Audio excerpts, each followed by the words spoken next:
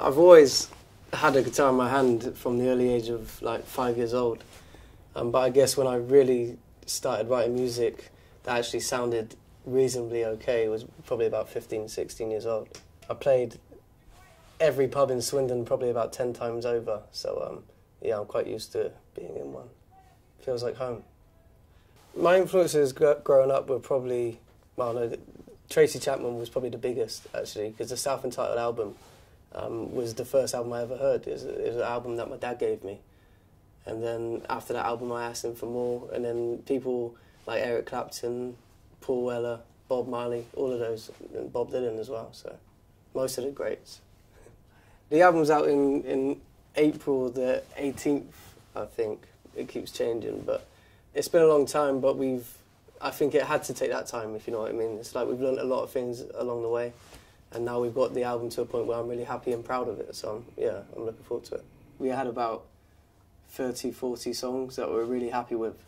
And then, yeah, the hard process of cutting them down was a long one, actually. But we got there in the end. I've worked with Mr. Hudson, who produced the album, most of the album. I actually wrote 2 tracks on the album with him. And that's the whole reason why he got into producing the album, because I went down there, did a writing session, wrote a song. And he just said to me, I'm going to put some percussion on there just as a demo.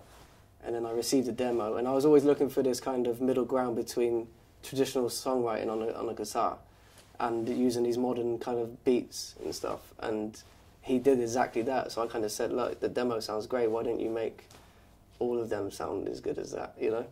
The best way to test a song out is obviously to play it in front of people, you know. And with sharing the show with Leanne Havas, she shares the kind of similar kind of crowd to me, so it was really good to get a reaction from them, and yeah, I think they like it.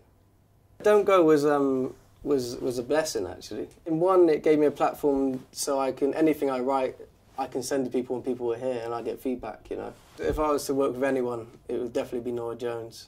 One, because I think we would just make something really special together. And I think she's really gorgeous as well. I'm a massive fan of Fink, so when he asked if he could remix Waiting for You, I was like, for sure, man. And I've just come back from staying at his house in Brighton.